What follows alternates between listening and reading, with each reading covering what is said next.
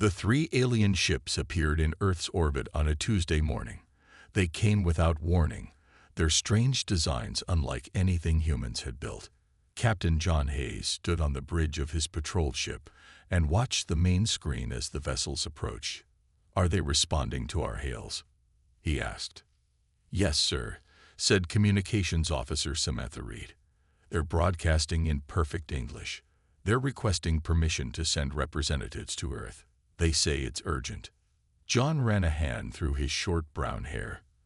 At 42, he had seen humanity's first ventures into space, the development of the faster-than-light drive 5 years ago, and the beginning of human expansion to nearby stars. But this was different. This was first contact. "Tell Earth Command we're escorting them in," he said. 6 hours later, John stood in the grand meeting hall of the Unified Earth Council in Geneva. Beside him was Lisa Morgan, Earth's chief diplomat, a tall woman with dark skin and keen eyes that missed nothing. "What do you think they want?" Lisa whispered. "No idea," John replied. "But 3 different species working together can't be common. Something big is happening." The doors opened. 3 aliens entered, each wildly different from the others. The first was tall and thin with blue skin and 4 arms. This was Coral, ambassador of the Vectrali. Behind him came a floating creature like a jellyfish with glowing tendrils, Meta of the Saurians. Last was a bulky, armored being with compound eyes, Dreth, representative of the Medusan Collective. "Thank you for receiving us," Sorrel said, his voice translated through a small device at his throat. "We come with urgent news and a request." The council president, an older woman named Nancy Collins, nodded. "Earth welcomes you. Please share your message." Sorrel stepped forward. "Our 3 civilizations are part of what you might call a coalition. For over 200 of your years, we have been locked in a devastating war with another power, the Kraloth Dominion." The jellyfish-like Meta floated forward, her tendrils pulsing with light. "This war spans hundreds of star systems. Billions have died. Entire planets have been rendered uninhabitable." The room fell silent. John felt a chill run down his spine. Humanity had only begun to explore 20 nearby systems, finding nothing but lifeless planets. Now they learned a massive war was raging just beyond their reach. "We have been observing your species for decades," Dreth said, his voice deep and rumbling. "We have watched your development closely. Why are you telling us this now?" Lisa asked. Zorl's 4 hands made a complicated gesture. "Because you have developed faster than light travel. Soon you will push further into the galaxy. When you do, you will encounter our war. And you want our help." General Alan Wright asked from his seat at the military section. John could see the gleam in the general's eyes, the possibility of new weapons, new technology. "No," all 3 aliens said at once. The room grew quiet again. "We have come to ask, to plead, that humanity remain neutral. Stay in your solar system. Do not venture into the war zone," Sorrel said. Confused murmurs filled the room. John looked at Lisa, who seemed as surprised as he was. "You've come all this way to ask us to do nothing?" President Collins asked. The 3 aliens exchanged glances. It was Meta who answered, her translator giving her voice an eerie sing-song quality. "We have studied your history. We have analyzed your conflicts, your wars. The ways your species fights is..." She paused. "Concerning. What do you mean by that?" John asked. Dreth's compound eyes seemed to focus on him. "Most species fight according to patterns, with predictable strategies. Humans do not. You adapt. You change tactics constantly. You use your environment in ways that defy conventional wisdom." "You're afraid of us," Lisa said suddenly. It wasn't a question. "We are cautious," Sorrel corrected. "The balance of our war is delicate. The introduction of humanity, with your unique approach to warfare, would be unpredictable." John looked around the room, seeing the confusion on the faces of Earth's leaders. They had expected many things from first contact, But not this. Not aliens begging them to stay out of a conflict they hadn't even known existed. "We need time to consider your request," President Collins said finally. "Time is something the galaxy has little of." Sorrel replied, "But we understand. We will await your answer." As the aliens left the chamber, John turned to Lisa. "What do you make of that?" Lisa watched the strange visitors with narrow eyes. "I think there's much more they're not telling us." John nodded, "And I intend to find out what it is." The next day, the alien ambassadors showed Earth's leaders what war among the stars truly meant. In a darkened conference room, they projected images that made even hardened military veterans like John Hayes turn away. This was the colony world of Terrace 9. Sorrel said as the image showed a green planet. Then the image changed. The same planet appeared scorched black, its atmosphere burning. "This is Terrace 9 after the Krylith used their solar flare technology." Lisa Morgan took notes as the aliens showed more scenes of destruction. Planets reduced to rubble, space stations torn apart, vast fleets of ships locked in battle across the backdrop of nebula and its stars. 300 star systems have been affected by our war, Maida said, her jellyfish body pulsing with sad blue lights. 17 planets completely destroyed, billions dead. General Alan Wright leaned forward. "And what weapons did this?" he asked, pointing to an image of a moon split in half. John noticed the hungry look in the general's eyes. Wright saw opportunity where others saw horror. That worried John. "That is not relevant," Dreth rumbled. "What matters is that this war must not spread further." President Collins raised her hand to stop the presentation. "You still haven't fully explained why you're so concerned about humanity's involvement. We're just one planet, still new to interstellar travel." The three aliens looked at each other. Finally, Zorl spoke. "We have studied your wars. The way humans fight is different. Most species follow rules, patterns. Humans adapt too quickly. You use tactics no one expects. Your history shows this clearly." "You're saying we're too good at war?" Lisa asked. "We're saying you're too unpredictable," Maida answered. "In our 200 years of fighting, battle lines move slowly. Tactics evolve over decades. But humans, you created aircraft, and within 30 years completely changed how you used them. You developed nuclear weapons and immediately created doctrines to handle their existence." John felt a chill. The aliens weren't flattering humanity. They were afraid.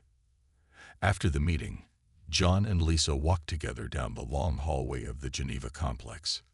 "Do you believe them?" Lisa asked. "About the war?" "Yes, those images were real." John stopped walking. "But they're hiding something. I need to know what it is before Earth makes any decisions." "I agree. I've requested private meetings with each species separately. Maybe they'll reveal more when they're not together." Later that night, in a secure room deep beneath the complex, Earth's military and political leaders gathered. John stood in the back, watching General Wright pace before a large screen. "This is an opportunity, not a warning," Wright said. "Think about it. These aliens are desperate. Their war has gone on for centuries. We could offer our help for a price. New technology, territory, resources. Or we could stay out of it, as they ask." Lisa countered. "Why rush into a war that has nothing to do with us?" "Because sooner or later, it will have everything to do with us," Wright argued. "Better to enter on our terms than be dragged in." President Collins looked tired. "Captain Hayes, you've been quiet. What's your view?" John stepped forward. "Something doesn't add up. 3 different species working together, fighting a fourth. Now they all agree that humans need to stay out. I think we need more information before we decide anything." "Agreed," Collins said. "We vote in 1 week. Until then, learn everything you can." After the meeting broke up, John found a message waiting for him. It was from Earth Intelligence. His clearance had been temporarily upgraded, giving him access to classified files. The message was simple: Review the attached first contact protocols from Mars Outpost 3. Filed 6 months ago. Not widely shared. John opened the file and began to read. His eyes widened. Earth had already encountered debris from the alien war. A damaged ship, not from any of the 4 species they now knew about, but a 5th. The pilot's final log had been partially translated. The message was clear: beware the humans. If they enter the war, all will change. John closed the file and stared out the window at the night sky. Whatever was happening above those stars, humanity was already part of it, whether they chose to be or not. 6 months passed since the aliens' visit. Earth's Unified Council had voted to remain neutral for 1 year, while gathering more information. The alien delegation left 3 small ships in orbit as a gesture of good faith. They called them diplomatic vessels, but John Hayes suspected they were also watching Earth. John sat in the captain's chair of the UES Defiant, a patrol ship assigned to the outer solar system. His ship was currently near Jupiter, running routine scans. "Captain, I'm picking up unusual energy readings," said Kyle Peterson, the young sensor officer. "Nothing like our ships or the coalition vessels." John leaned forward. "Location: just beyond Neptune's orbit, sir. 5 ships, maybe more." John felt his chest tighten. "Battle stations. Send alert to Earth Command. Code yellow." The crew moved quickly, the lights dimming to combat red. John had trained them well, but they had never faced actual combat. None of humanity's ships had. "Sir, the unknown vessels are changing course," Kyle reported. "They're heading directly for Earth." "Intercept course. Maximum speed," John ordered. The Defiant shot forward, its engines pushing to full power. On the main screen, John could now see the approaching ships. They were angular, with sharp edges and red lights pulsing along their hulls. Nothing like the smooth curves of the coalition ships. "Sir, we're being hailed," Samantha said from communications. On screen, the image shifted to show an alien face. It had gray skin, 4 yellow eyes, and a mouth full of pointed teeth. "Earth vessel," the alien said in broken English. "I am Commander Vrex of the Kryleth Dominion. We come to speak with your leaders." John kept his face neutral. "This is Captain John Hayes of the United Earth Defense Force. You've entered our solar system without permission." "We detected our enemies here," Vrex said. "The lying coalition. They have poisoned your minds against us." "We've declared neutrality in your conflict," John replied. The alien commander laughed, a harsh sound. "There is no neutrality in this war. You will join us, or you will join them. And they have already been here, yes, filling your heads with lies." John noticed 3 more ships appearing on the tactical display. The Kryleth were spreading out, trying to go around the Defiant. "Return to the edge of our system," John said firmly. "Any approach to Earth will be considered hostile." "You do not command the Kryleth," Vrex snarled. "We go where we wish." The communication cut off. John turned to his tactical officer, Mike Daniels. "Options." "They outgun us, sir," Mike said. "Their weapons are more advanced, but their design suggests they might be less maneuverable." John nodded. "Set course to intercept the lid ship. Prepare warning shots." "Sir," Kyle interrupted, "one of their ships is breaking formation, heading straight for us at high speed." "Evasive maneuvers," John ordered. The Defiant rolled hard to port as energy beams sliced through the space they had just occupied. The ship shuddered as its engines strained. "Return fire," John commanded. "Target their propulsion systems only." Earth's weapons were primitive compared to the aliens, but John had one advantage. The Kryleth didn't know Earth's capabilities. The Defiant fired a spread of missiles, not at the approaching ship, but at the space in front of it. The missiles detonated, creating a cloud of superheated plasma and debris. The Kryleth ship plowed into it, its shields flickering. John had guessed right. They hadn't expected such a tactic. "Hit them now," John ordered. "Full power to the main cannon." The Defiant's experimental rail cannon fired. the massive projectile striking the Krylov ship's weakened shields. The alien vessel spun, its engines sputtering. "Sir, the other ships are pulling back," Kyle reported, surprise in his voice. "Good," John said. "Prepare a boarding party. I want prisoners and information." Hours later, John stood in a secure room on the Defiant, looking at the captured alien commander. Vrex glared back with all four eyes. "Your tactics were unexpected," the alien said grudgingly.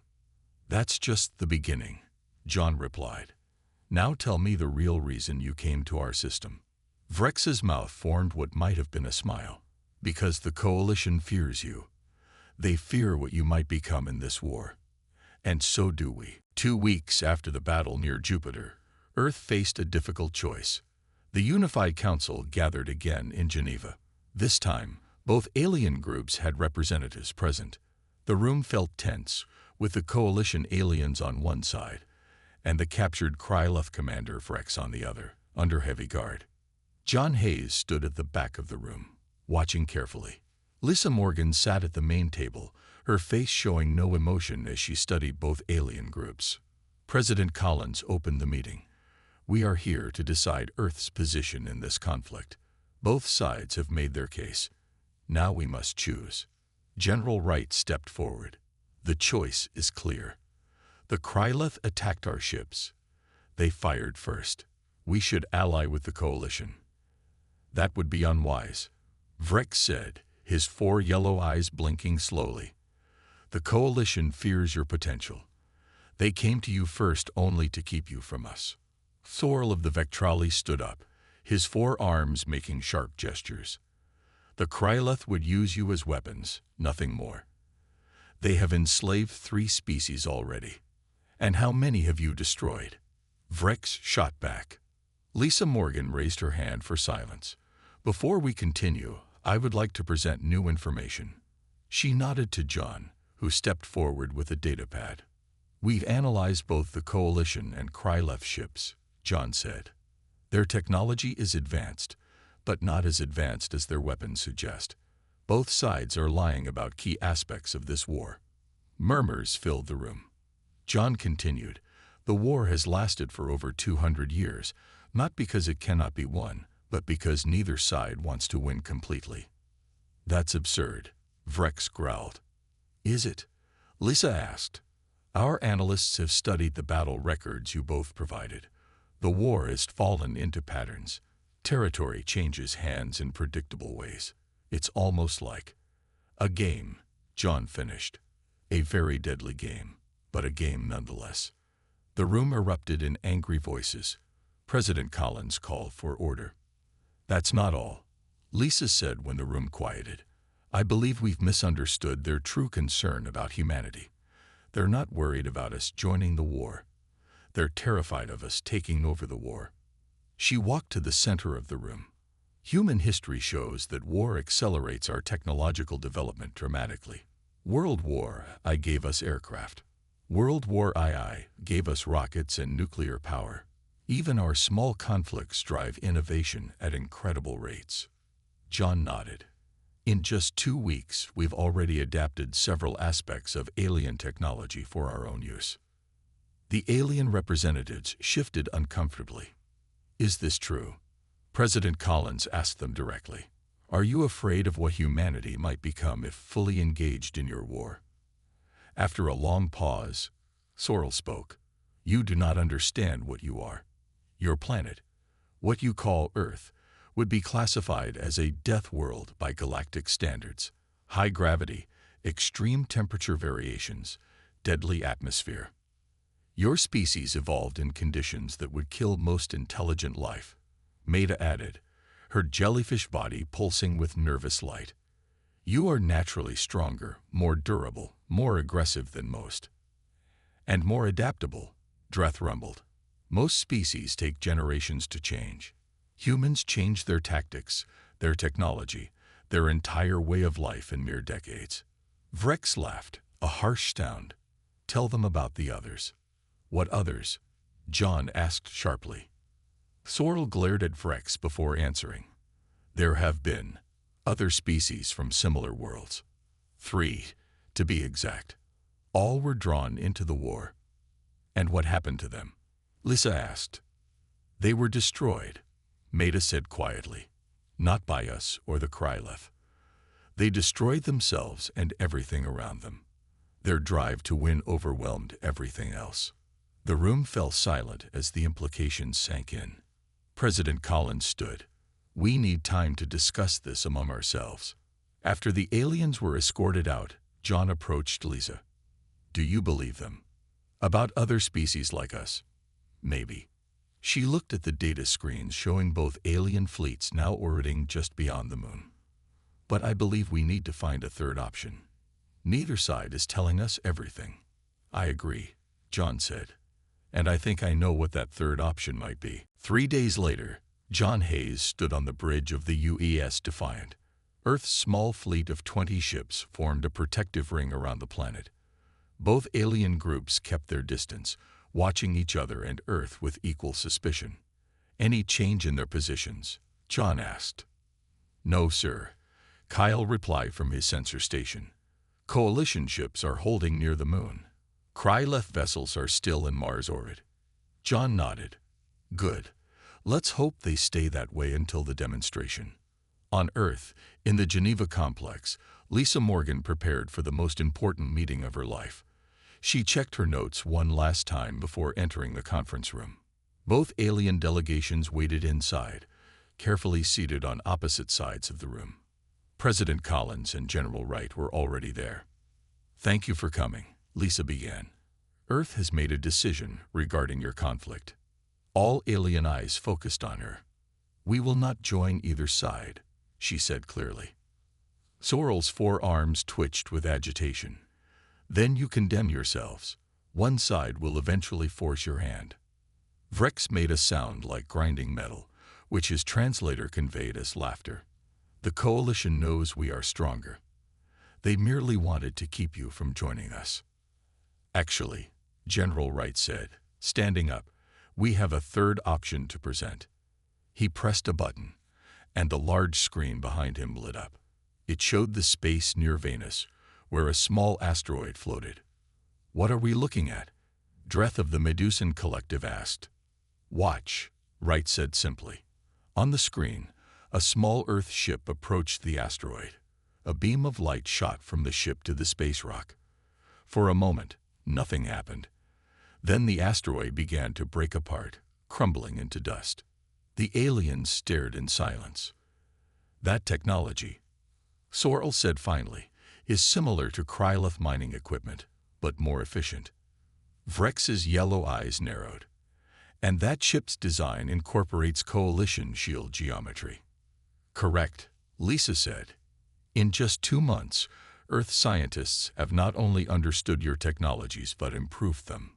The screen changed to show another test. An Earth ship fired on a target drone. The drone's shields held, but the ship fired again with a different weapon. This time, the shield failed instantly. That's impossible. Maida's jellyfish body pulsed with alarm. Those are our best shield designs. We're your best, Wright corrected. We found the flaw in your shield matrix.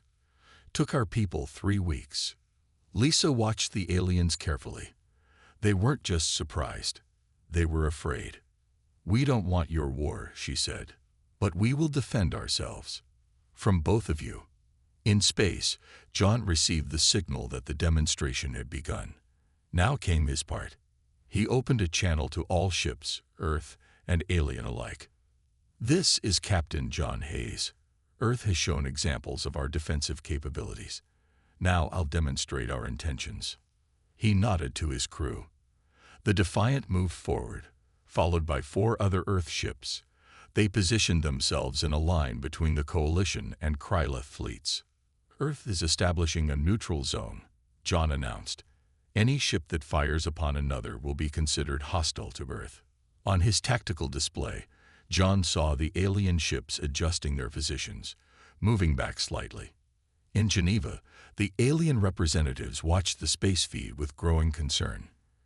You cannot maintain this position, Vrex said.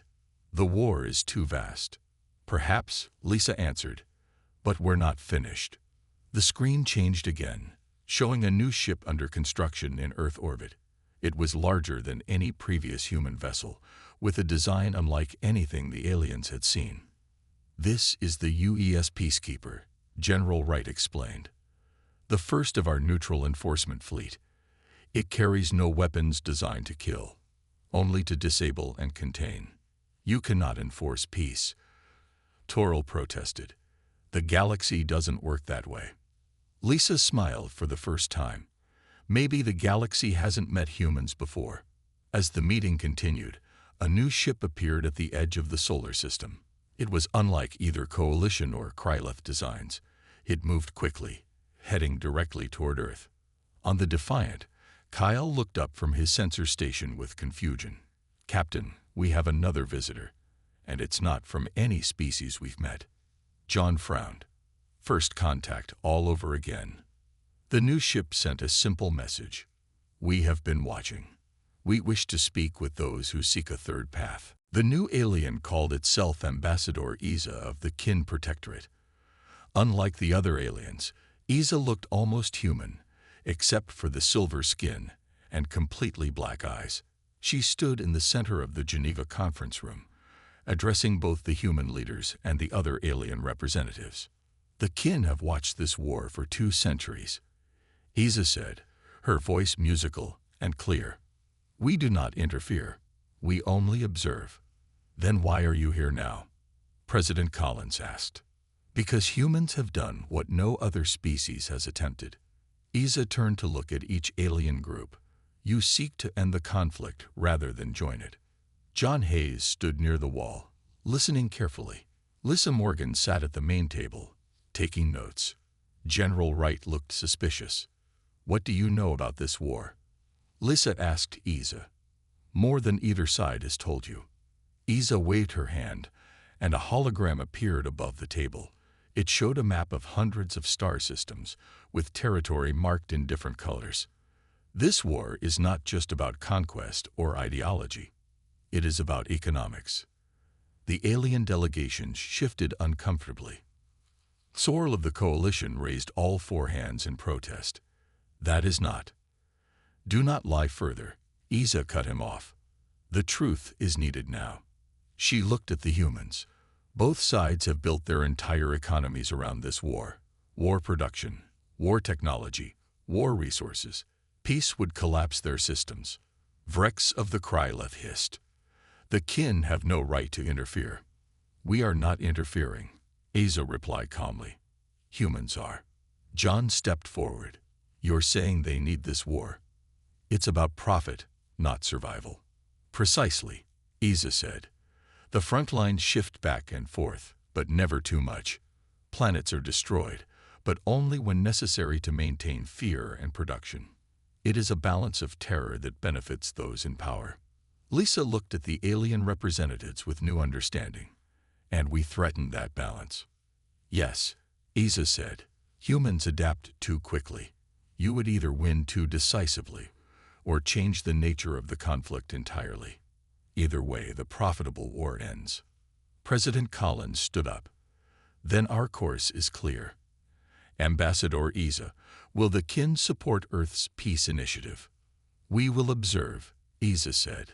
"But yes, we will share information that may help." Back in space, Earth's fleet continued to position itself between the alien forces. On the bridge of the Defiant, John received updates from Geneva.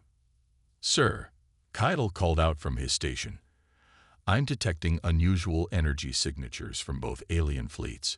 They're powering up weapons." "All ships, defensive formation," John ordered. "Activate the new shield systems." On his command screen, John saw the human ships form a tight group. Their new shields, based on a combination of Coalition and Kryleth technology, glowed with a blue light. "Sir, we're being hailed by both fleets," Samantha said from communications. "Put them on split screen," John replied. Sorrel appeared on the left side of the screen, Vrex on the right. "Captain Hayes," Sorrel said, "move your ships. This conflict does not concern Earth." We've received word that radical elements in the coalition fleet are planning to attack. Vrex added, "We must strike first to protect ourselves." John kept his face neutral. "Both of you stand down. Earth has declared this a neutral zone. You cannot enforce such a claim," Thorl said. "You have 20 ships. We have hundreds. But you've never faced humans before," John replied. At that moment, the UES Peacekeeper entered the area, larger than any human ship seen before. It positioned itself at the center of Earth's fleet. "This is your final warning," John said to both alien commanders. "Stand down, or we will disable your ships." Sorrel and Vrex both cut communication. Moments later, ships from both sides began to move forward. "They're calling our bluff," Mike said from Tactical. "No," John replied. "They're testing our resolve. All ships, activate Operation Peacemaker. Target propulsion systems only." The Earth fleet lit up as new weapons came online. These weren't designed to destroy, but to disable. "Let's show them the human way," John said quietly. "Not to win a war, but to end one." The space around Earth lit up as the battle began. Coalition and Kryleth ships fired at each other, their energy weapons creating brilliant flashes against the darkness of space. But something unexpected happened when their weapons crossed Earth's defensive line. The energy beams and missiles simply disappeared, absorbed by invisible fields projected by the UES Peacekeeper. "All ships, execute Phase 2, John ordered from the bridge of the Defiant. Earth's small fleet moved with perfect coordination. They didn't fire traditional weapons. Instead, each ship released dozens of small drones that quickly surrounded the alien vessels. "What are those?" Thorl demanded over the communication channel. "We call them Peacekeepers," John replied. "They're disabling your weapons and propulsion systems. No one dies today." On his tactical screen, John watched as the drones attached to alien ships. One by one, the mighty warships of both fleets went dark, drifting powerless in space. In Geneva, Lisa Morgan showed the alien representatives the same images. "This is humanity's answer to your war," she said. "Not destruction, but containment." Vrex stood up, all four eyes blazing with anger. "This is an act of war against the Kryleth. You will pay for this humiliation." "Is it humiliation to save lives?" Lisa asked calmly. "We've studied your war for months. Do you know what we found? Neither side even tries to minimize casualties anymore. You've forgotten how to fight without destroying everything." President Collins joined her. "Earth is establishing what we call the Sol Accords. Any ship entering our solar system must agree to peaceful passage. Any conflict must be resolved through negotiation, not weapons." "And if we refuse?" Thorl asked. Ambassador Isa stepped forward. "Then you lose access to Earth and its resources. The Kin Protectorate will support this initiative. We too have tired of your endless war." "You need our trade," Dreth of the Medusan Collective rumbled. "Our technology." "Actually," General Wright said, "we've already improved most of your technology. What we offer instead is a new economic model, one not based on war." In space, the human drones continued their work. Not a single alien ship had been destroyed, but none could move or fire weapons. Captain John Hayes ordered rescue ships to help any damaged vessels. "Sir," Kyle reported, "we're receiving surrender signals from over half the alien fleet. They're requesting power and life support assistance." John nodded. "Help them all, regardless of side." 1 year later, John and Lisa stood together on the observation deck of Earth's new space station. Below them, ships from 12 different alien species moved peacefully through Earth's orbit. A large building floated nearby, the headquarters of the new Galactic Council. "I never thought it would actually work," John admitted, "ending a 200-year war in less than a year." Lisa smiled. "We didn't end it with better weapons. We ended it by making the war too expensive to continue. And too profitable to stay at peace," John added. "Those trade agreements you negotiated were brilliant. Turns out aliens like Earth goods. Who knew coffee would become the most valuable export in the galaxy? They watched as a new ship docked at the station, the first joint coalition Kryleth vessel ever built, designed for exploration rather than war. Ambassador Iza approached them. The signing ceremony will begin soon. The Sol Accords will be officially recognized by all major powers. Are they still afraid of us? John asked. Yes, Iza said honestly.